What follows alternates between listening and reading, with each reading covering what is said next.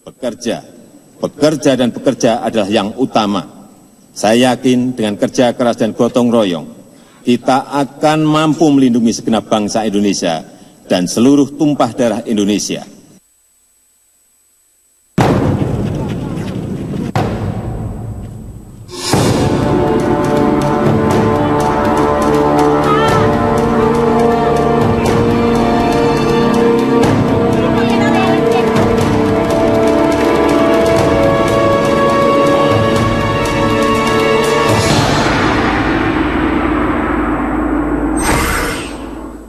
Sejumlah nama menteri yang ditelusuri KPK dan PPATK mendapat catatan merah karena diduga terkait dengan kasus-kasus yang kini tengah ditangani Komisi Pemberantasan Korupsi.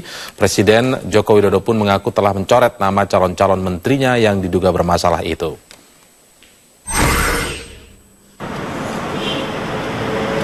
Komisi Pemberantasan Korupsi serta Pusat Pelaporan Analisis Transaksi Keuangan sudah mengembalikan hasil rekam jejak 43 calon menteri kepada Presiden Joko Widodo. Ada beberapa nama yang dianggap bermasalah. KPK dan PPATK mengkategorikan bermasalah karena nama calon menteri diduga terkait dengan kasus hukum yang kini tengah ditangani lembaganya. Menyusul adanya rekomendasi KPK dan PPATK itu, Presiden Joko Widodo mengaku sudah mencoret calon menteri-menteri yang diduga bermasalah. Gimana sih? Kita itu sudah memasukkan ke mana? PPATK, ke KPK. Masih kurang enggak? Masih kurang enggak? Tapi hasilnya bagaimana Pak? Apanya? Ya mesti ada hasilnya. Tapi enggak mungkin saya sebut, Kak. KPK sendiri mengaku tidak memiliki kewenangan untuk melarang ataupun mengarahkan Presiden Joko Widodo dalam memilih menterinya. KPK tak menjamin menteri-menteri Jokowi kelak akan terbebas dari korupsi. Maka itu kita bisa pastikan ini akan merusak pemerintahan. Satu. Kemudian yang kedua, kita bisa pastikan bahwa pemerintahan yang bersih yang mau dibangun Jokowi JK itu hanya lip service. Dan yang keempat, kalau orang-orang ini dipaksakan, maka ada kemungkinan orang-orang ini mungkin cuma menjabat 2-3 bulan dan kemudian... Langkah Presiden Joko Widodo yang melibatkan KPK dan PPATK dalam menyeleksi calon menterinya diapresiasi banyak pihak. Namun Jokowi JK juga diminta untuk mengikuti rekomendasi KPK itu bila tak ingin menjadi beban bagi pemerintahannya kelak. Tim Liputan Metro TV.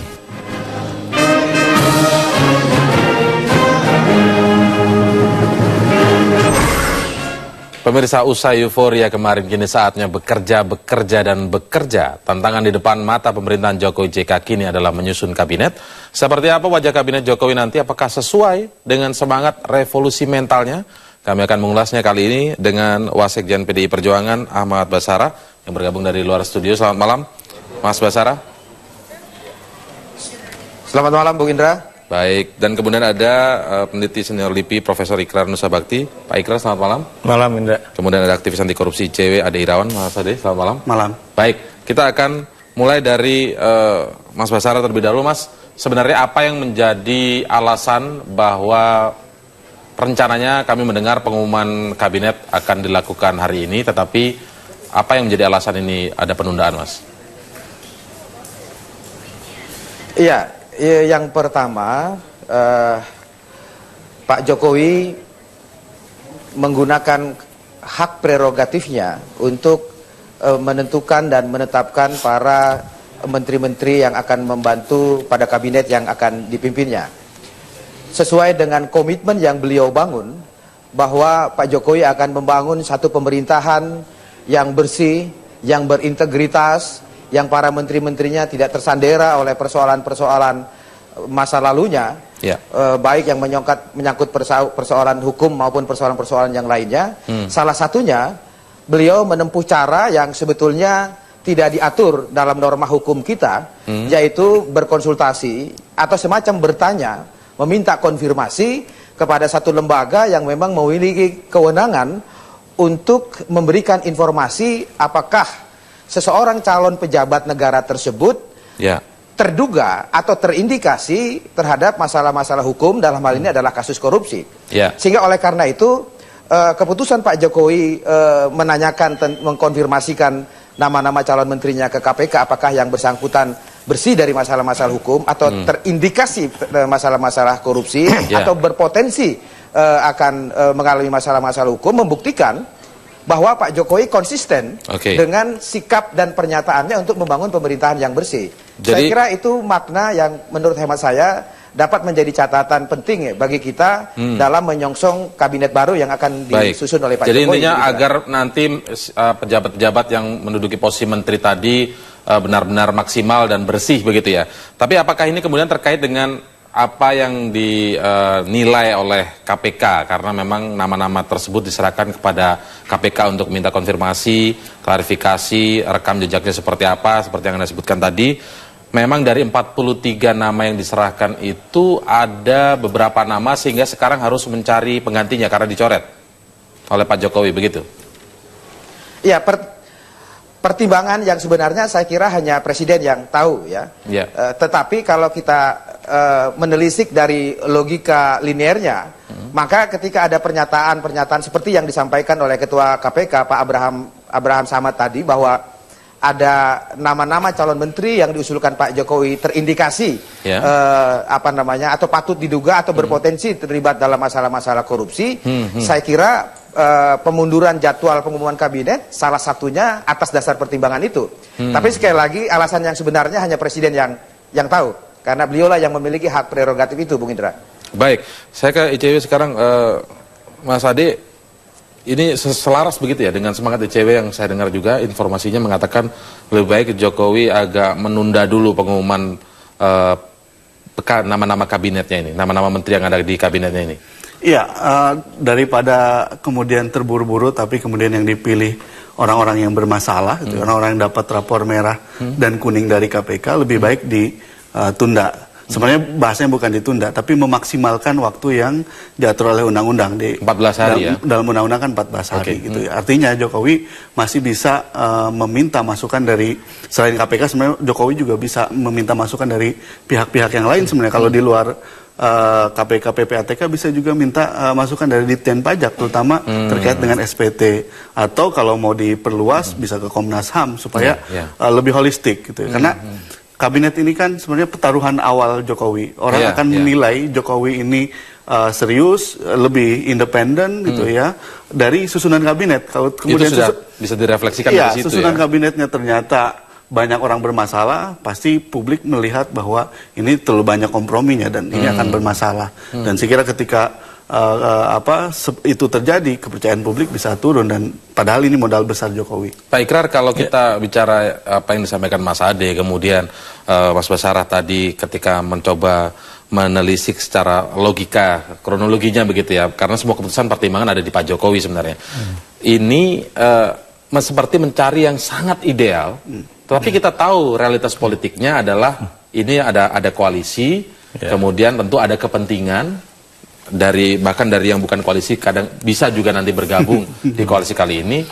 14 hari waktu yang diberikan oleh undang-undang itu cukup tidak kira-kira mencari titik temu antara yang sangat ideal itu, karena nanti pertaruhan bagi Jokowi sendiri, dan juga realitas politik yang ada? Ya, harusnya lebih dari cukup ya.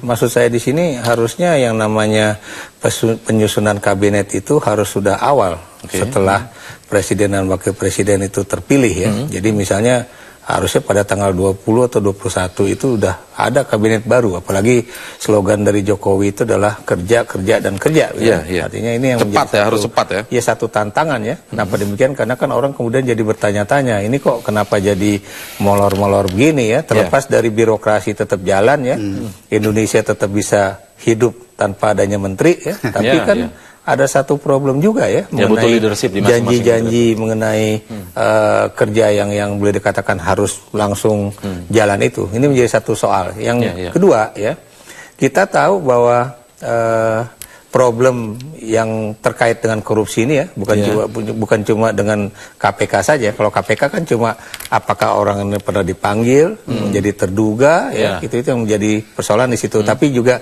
ada pertanyaan juga ya, mengapa kemudian prosesnya begitu berlarut-larut, kenapa dia tidak dijadikan tersangka saja sejak dulu. Ini juga menjadi satu pertanyaan ya, makanya saya tidak heran kalau kemudian Pak Yusuf Kala mengatakan bahwa ya ini kan kita juga harus mempertahankan praduga tidak bersalah. Tapi kalau orang yang dikatakan oleh PPATK itu di dalam bermasalah misalnya itu di dalam rekening bank account-nya, rekeningnya tuh ada transaksi masuk sekian dari PT ini, masuk sekian dari PT ini, itu buat saya tidak perlu diduga-duga lagi. Oke.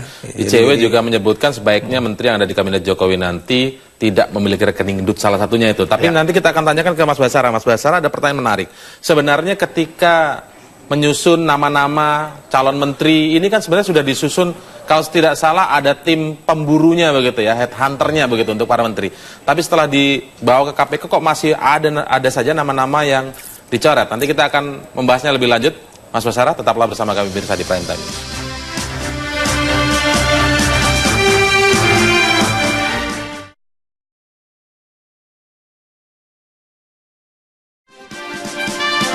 Ya, pemirsa, Ketua KPK Bram Samad menegaskan bila Presiden Jokowi tetap memasukkan nama calon menteri yang bermasalah dalam kabinetnya, maka Jokowi dianggap tidak mendukung upaya pemberantasan korupsi. KPK bahkan tak segan untuk menetapkan calon yang bermasalah itu menjadi tersangka.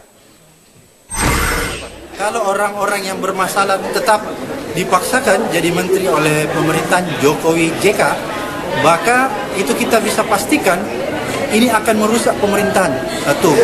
Kemudian yang kedua, kita bisa pastikan bahwa pemerintahan yang bersih yang mau dibangun Jokowi JK itu hanya lip service. Dan yang keempat, kalau orang-orang ini dipaksakan, maka ada kemungkinan orang-orang ini mungkin cuma menjabat 2-3 bulan dan kemudian langsung diambil oleh KPK. Apakah mereka ini? Ya, saya ke Mas Basara. Mas Basara, sebenarnya kalau tadi memang sesuai dengan semangat apa yang koreksi dari KPK kemudian PPATK, sebenarnya ini kan menyiapkan nama-nama ini juga bukan mendadak, tetapi kan sudah cukup lama juga. Kalau tidak salah memang ada tim sendiri yang memburu, kemudian Pak Jokowi sendiri yang kemudian melakukan wawancara di tempat-tempat yang kita semua tidak tahu tentunya. Apakah di sini tidak terlihat atau ada saringan lebih awal nama-nama ini mungkin ada terkait dengan dugaan-dugaan kasus tertentu dan lain sebagainya misalnya? Basara. Ya, Bung Indra, mohon dapat dipahami bahwa pola rekrutmen dan atau pemburuan calon menteri kabinet yang dilakukan oleh Pak Jokowi maupun dari tim yang dibentuknya, ada tahapan-tahapan yang beliau lalui. Kita sama-sama pernah mendengar sebelum nama-nama menteri mengerucut menjadi 43 orang, kemudian nama-nama itu dikonfirmasi kepada KPK, ada kelompok-kelompok masyarakat yang mengambil inisiatif dan prakarsa membuat satu polling ya untuk kemudian merekrut para calon-calon menteri berdasarkan usulan-usulan dari masyarakat. Kemudian juga ada calon-calon menteri yang dari usulan partai-partai politik. Semua unsur-unsur calon menteri kabinet pada tahap bakal calon jumlahnya sangat besar sekali, gitu loh. Sehingga kemudian dalam proses penyaringan sampai akhirnya nama-nama tersebut dikonfirmasi hampir dipastikan untuk menjadi menteri, maka nama-nama terakhir yang peluang menjadi menterinya sudah cukup besar, itulah yang kemudian dikonfirmasi kepada Komisi Pemberantasan Korupsi. Sehingga kemudian menurut hemat saya menjadi wajar kalau kemudian pertanyaan atas nama-nama calon menteri kepada KPK dalam beberapa hari terakhir ini itu ya karena memang harus melampaui proses dari bakal calon menjadi calon dan kemudian dikerucutkan lagi menjadi beberapa nama yang memang siap diputuskan untuk menjadi calon menteri kabinet. Saya kira begitu prosesnya, Bung Indra. Baik, jadi maksudnya rekam jejak yang lebih detail bisa diketahui oleh lembaga seperti PPATK maupun KPK, begitu pengertiannya, Mas Basara, ya? Karena saringan di awal tidak memiliki saran ke sana. Tahapan terakhir untuk mengkonfirmasi hal-hal yang menyangkut dugaan terlibat kasus hukum atau kasus korupsi atau rekening gendut dan lainnya adalah ketika bakal calon itu telah menjadi calon dan calon menteri itu sudah ada kesepahaman dengan dengan unsur-unsur yang lain, apakah ini dari partai-partai koalisi pendukung Pak Jokowi dengan Pak Yusuf Kalla misalnya untuk kemudian bersepakat begitu loh. Karena seperti kita sama-sama ketahui bahwa yang dimaksud dengan hak prerogatif presiden adalah ketika Pak Jokowi selesai disumpah pada tanggal 20 Oktober kemarin. Sebelum Pak Jokowi disumpah, belum ada yang disebut dengan hak prerogatif presiden. Karena jadi tidak berhak ada membahasnya bersama gitu ya. Terpilih. Yang ada adalah hak prerogatif presiden. Ya, nah, tahapan ketika beliau sudah memiliki hak prerogatif setelah tanggal 20 Oktober pukul 10.30 pagi kemarin, maka kemudian beliau menggunakan hak prerogatifnya untuk menentukan sendiri calon menteri yang akan ditetapkannya. Nah, ketika beliau akan menetapkan, maka kemudian nama-nama calon menteri yang akan beliau tetapkan itu dikonfirmasi kepada Komisi Pemberantasan Hukum mengenai hal ihwal yang menyangkut kasus dugaan hukum dari calon menteri tersebut, Bung Indra. Iya, Pak Ikrar, kalau dari misalnya menentukan nama-nama ini kan sebenarnya kan juga melalui beberapa hal yang dibahas bersama begitu kan, misalnya kayak ini memenuhi unsur wilayah, kemudian memenuhi unsur gender juga, kemudian memenuhi unsur karena ini koalisi juga realitas politik yang saya sebutkan tadi. Nah, ketika nama-nama ini kemudian dibawa KPK ada yang dicoret, prosesnya kan akan melalui hal yang sama juga. Tidak bisa kemudian apakah serta-merta Jokowi akan menempatkan, memang itu hak prerogatif juga sih, tetapi apakah ini prosesnya akan menjadi panjang, menjadi lama lagi? Nanti kita akan membahasnya lagi, Pak Ikrar, tetaplah bersama kami di Prime Time.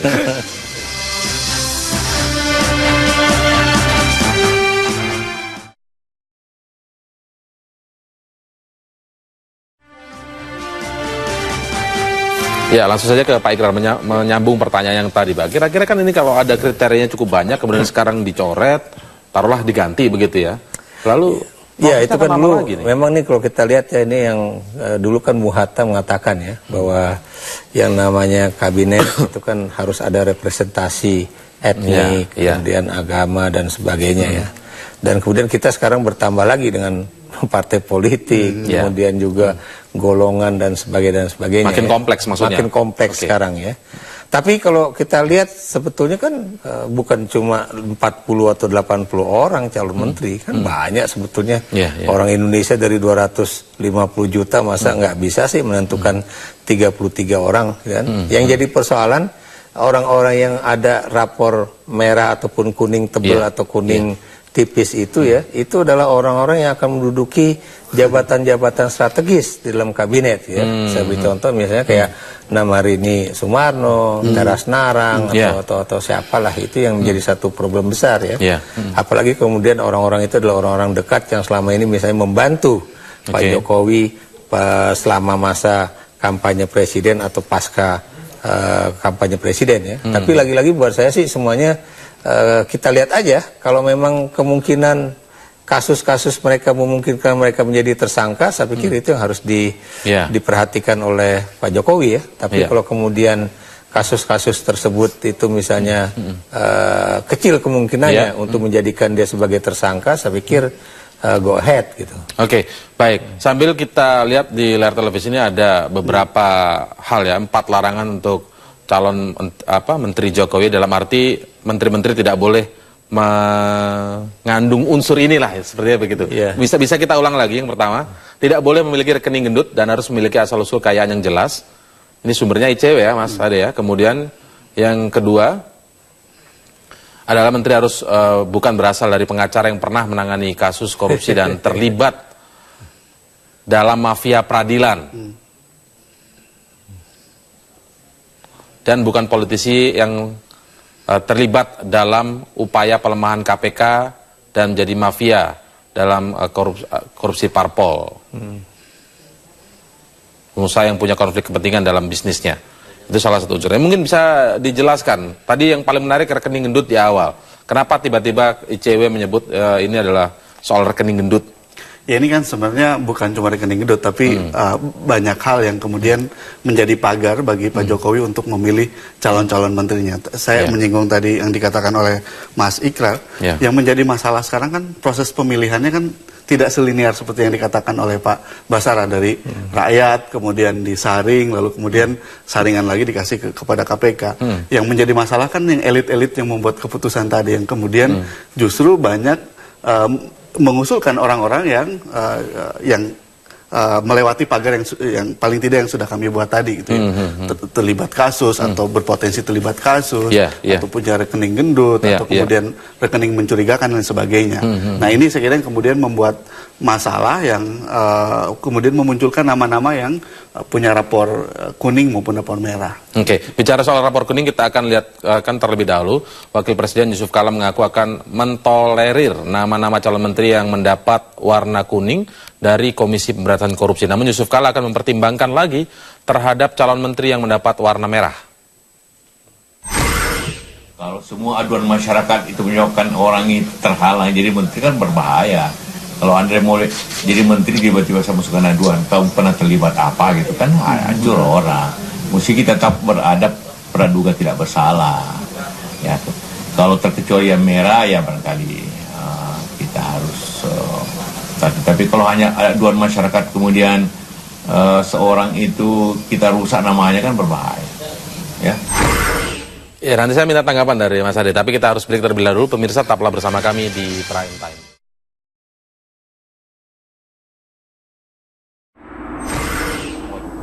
Kalau semua aduan masyarakat itu menyebabkan orang itu terhalang jadi menteri kan berbahaya.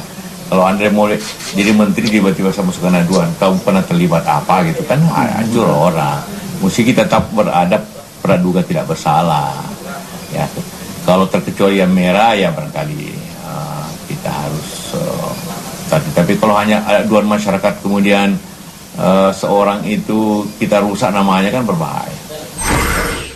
Ya, ini terkait dengan tanda kuning yang diberikan oleh PPATK ataupun KPK begitu ya, terkait nama-nama calon menteri yang diperiksakan oleh Jokowi kepada KPK maupun PPATK. Nah, tapi kalau soal tanda kuning tadi kan itu praduga tak bersalah kalau menurut Pak JK begitu. Bagaimana Mas Ade yang melihatnya? Pertama sih kami berharap ketika Pak Jokowi dan JK membawa nama-nama ini kepada KPK maupun PPATK, rekomendasi dari dua lembaga itu dijalankan. Gitu ya. Artinya bukan jadi hanya mengurangi substansi prerogatif presiden, enggak? Iya, seperti itu. Tapi ketika memutuskan untuk bawa ke KPK kan ada niat will baik, dan ada will dan saya kira kita apresiasi itu. Sehingga orang-orang yang dianggap buruk gitu ya, itu bisa dieliminir dan saya kira untuk sekelas menteri dia rapornya harus rapor biru, gitu, bukan kuning, kecuali kita tidak punya lagi orang.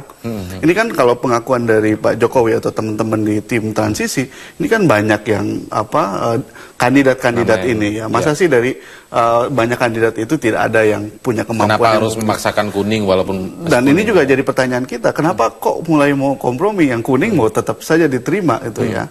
Ini bukan diasosiasikan dengan partai itu tentu ya. Tapi yang punya nilai seperti ini tanda kuning, tanda merah maksudnya. Iya, artinya kan buruk gitu ya nilainya. Menurut saya sih nggak boleh kompromi macam ini. Apalagi kemudian dikaitkan dengan korupsi. Pejabat publik itu harus punya standar etika yang tinggi gitu. Oke, kita minta tanggapan ini ke Mas Basara. Bagaimana Mas Basara menurut Anda penjelasan dari Mas Ade Irawan tadi? Tidak boleh ada sedikit pun kompromi, misalnya tanda kuning itu masih diduga ataupun belum tentu terkait juga misalnya. Saya kira saya menghormati posisi Mas Ade Irawan dan rekan-rekan ICW ya, karena saya kira sebagai LSM yang bergerak sebagai penggiat anti korupsi, beliau dan kawan-kawan memang harus melakukan hal seperti itu. Itu saya kira dijamin oleh Undang-Undang Dasar kita, pengawasan semacam itu. Tetapi sekali lagi harus juga kita pahami bahwa Pak Jokowi dan Pak JK dalam mencari menteri ini tentu saja bukan dalam rangka mencari orang-orang suci yang bersih sama sekali. Saya kira standar hukum dan standar etika tetap harus kita pegang ya. Rekomendasi yang disampaikan oleh KPK, hal-hal yang kira-kira sudah berpotensi seperti yang Mas Ikrar katakan tadi akan menjadi tersangka, pasti KPK ketika memberikan stabilo merah, KPK pasti sudah punya alat-alat bukti yang menurut perspektif hukum KPK itu memang kuat sekali yang bersangkutan akan jadi tersangka. Tetapi bagi yang alat buktinya masih diragukan atau masih belum cukup kuat, saya kira kita juga harus menghormati asas praduga tak bersalah. Ya, saya kira sistem hukum kita juga harus memberikan kepastian hukum. Sehingga oleh karena itu bagi saya apa yang dilakukan oleh Pak Jokowi dan Pak JK dengan mengkonfirmasi nama-nama calon menterinya kepada KPK bukanlah basa-basi. Terbukti hari ini kita sama-sama mendengar bahwa penundaan pengumuman kabinet salah satunya adalah menurut asumsi saya karena ada rekomendasi KPK seperti itu. Begitu. Tapi sekali lagi janganlah kemudian kita mencabut hak-hak politik warga negara yang sesungguhnya dari perspektif hukum yang bersangkutan memang belum cukup kuat untuk dikatakan bermasalah secara hukum. Kalau tadi yang diusulkan Mas Adi adalah seharusnya calon menteri ini rapornya biru, tidak lagi soal kuning, tapi harus biru dalam arti ini bukan terkait dengan partai. Kita sekali lagi ini bukan soal warna partai, tapi tanda bahwa ini bagus begitu maksudnya. Bagaimana Mas Basara? Tidakkah mencari yang berraport bagus terlebih dahulu ketimbang kemudian ada daripada tanda kuning atau tanda merah? Kalau kita mau mencari calon menteri yang bersih sama sekali, hari ini kan konteksnya adalah dugaan tersangkut masalah hukum. Dan juga dugaan terhadap dugaan rekening gendut yang diduga rekening gendut itu diperoleh dengan cara-cara yang tidak halal. Bayangkan kalau kemudian misalnya aktivis penggiat hak asasi manusia, kemudian mengajukan juga catatan yang sama, ditambah lagi catatan-catatan yang lain menyangkut aspek moral, aspek perilaku sosial dan sebagainya. HAM akan banyak sekali catatan-catatan yang akan dipenuhi oleh seorang calon menteri, dan menurut hemat saya hal-hal semacam itu juga harus kita batasi. Begitu.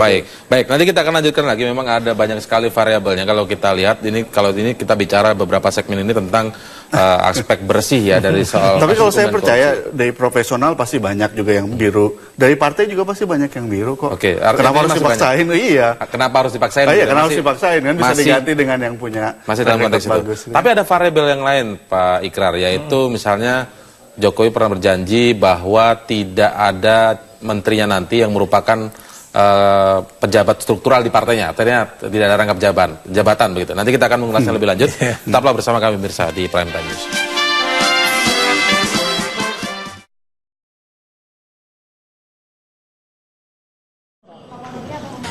Siapa saja orang yang akan menjadi menteri pada kabinet Jokowi JK memang belum disampaikan oleh Joko Widodo. Namun Presiden RI ke-7 ini memastikan bahwa yang menjadi menteri dalam kabinetnya tidak boleh rangkap jabatan dengan posisi di partai politik. Tidak boleh ngerangkep jabatan. Kerja di satu tempat saja belum tentu benar kok. Sebelumnya melalui akun Twitternya, Ketua Umum PKB Muhaimin Iskandar mengaku lebih memilih untuk berkonsentrasi sebagai ketua partai ketimbang menjadi menteri jika nantinya ditunjuk oleh Jokowi. Hal ini ia sampaikan setelah banyak beredar kabar di media massa bahwa dirinya disebut-sebut akan menjadi Menko Kesra. Muhaimin merupakan perwakilan menteri yang diusung oleh PKB. Pengamat politik Burhanuddin Muhtadi mengatakan pernyataan Caimin tersebut disampaikan lantaran KPK telah mengeluarkan rekomendasi nama-nama menteri. Terlebih Caimin pernah disebut dalam salah satu kasus korupsi.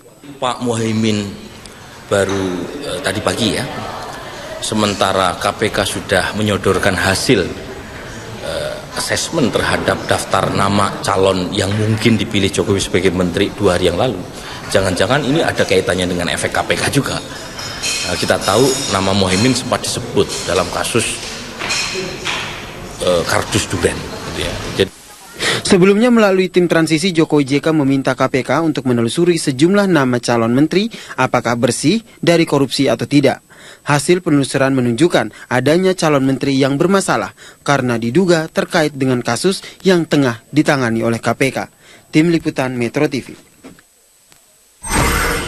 Ya, tadi Pak Jokowi menegaskan lagi bahwa tidak ada calon menterinya atau menterinya nanti yang merangkap jabatan begitu, Pak Basara, Mas Basara. Artinya Pak ini memang sudah dikoordinasikan dengan partai-partai politik yang bergabung dalam Koalisi Indonesia Hebat atau seperti apa, Mas Basara? Ya, pertama kalau saya pribadi menangkap pernyataan Pak Jokowi perihal tidak boleh rangkap jabatan antara menteri, jabatan menteri dan jabatan di partai politik, saya melihat pada semangatnya.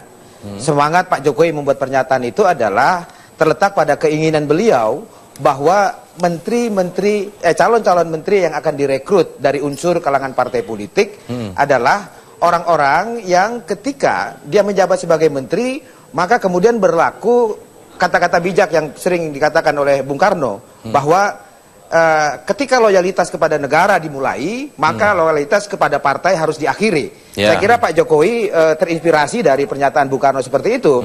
Nah, dalam prakteknya saya tidak tahu bagaimana komunikasi politik Pak Jokowi dengan pimpinan-pimpinan partai politik yang lain ya, yang tergabung dalam Partai Mitra Kerjasama Indonesia Hebat. Tetapi saya yakin rekan-rekan kami semua di pimpinan partai politik setuju dengan semangat itu. Bagaimana formulasinya dalam mempraktekkan itu di lapangan, saya kira nanti dapat kita lihat bagaimana komposisi kabinet yang akan diumumkan. Jadi apakah semangatnya saja yang diambil atau realnya memang tidak rangkap jabatan, itu nanti lihat kedepannya akan seperti apa begitu ya, Mas Basara ya? Ya, itu betul. Karena kan kita sama-sama belum tahu siapa yang akan diumumkan oleh Pak Jokowi sebagai menteri-menteri kabinetnya. Oke, baik. Saya ke Pak Ikrar. Pak Ikrar, ini kan kalau kita karena semangatnya adalah Pak Jokowi mengajak kita semua bergerak bersama untuk bekerja.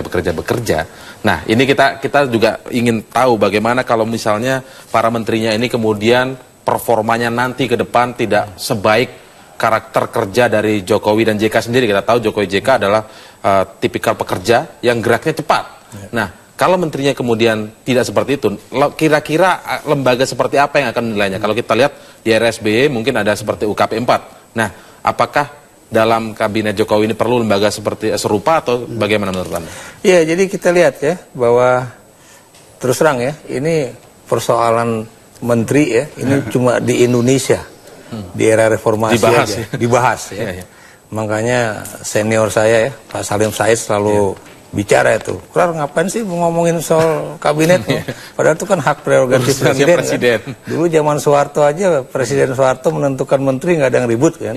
Tapi itulah cantiknya demokrasi era sekarang ya. Dan secara kebetulan juga Pak Jokowi memang sudah memberikan patokan-patokan itu, makanya orang kemudian menuntut ya bahwa itu bukan cuma patokan semata. Nah, terkait dengan pertanyaan Anda tadi itu ya, ini yang memang harus kita lihat ya, bagaimana misalnya bahwa orang itu tidak terkait dengan partai politik, bahwa dia harus bersih, bahwa dia harus kerja. Nah, kemarin waktu tanggal 1 ya, Anda tahu dia kerja sampai jam berapa? Jam 1:04 dini hari ya. Itu kebetulan ada teman yang di istana yang kemudian memberikan informasi pada saya nih, gila juga nih presiden baru nih, dari tadi pagi dia udah capek, kemudian sampai pagi gini dia belum tidur juga kan. Itu jadi itu. Nah, persoalannya itu elan kerja dengan menterinya nanti gimana kan? Kalau memang kemudian semangat kerjanya berbeda, buat saya sih tidak perlu lembaga-lembaga seperti UKP 4 ya, tapi beliau sendiri yang kemudian bisa menilai. Jadi tidak perlu lagi misalnya kayak mantan Presiden SBY mengatakan bahwa ada 50% anggota kabinet saya tidak sesuai dengan apa yang saya inginkan. Kalau buat saya kenapa nggak dipecat aja kan gitu. Kalau sekarang begitu, buat apa kemudian ada penilaian-penilaian, karena beliau sendiri kan setiap saat ada rapat kabinet dan dia tahu persis apakah para menterinya itu perform well, sebagian tidak, dan kemudian sedikit yang memang tidak baik sama sekali, ganti aja. Baik, tentunya kita juga akan ikut mengawal bagaimana jalan pemerintahan. Memang kabinet urusannya presiden, tapi presiden sudah mengajak kita bergerak bersama. Nah, kita kawal bersama-sama. Terima kasih Pak Ikrar, Mas Adi telah bergabung bersama kami, Mas Basara juga tadi kami ucapkan terima kasih telah bergabung bersama Prime Time News, dan informasi tadi pemirsa sekaligus mengakhiri jumpa kita dalam Prime Time News kali ini. Atas nama seluruh kerabat kerja yang bertugas, saya Indra Maulana.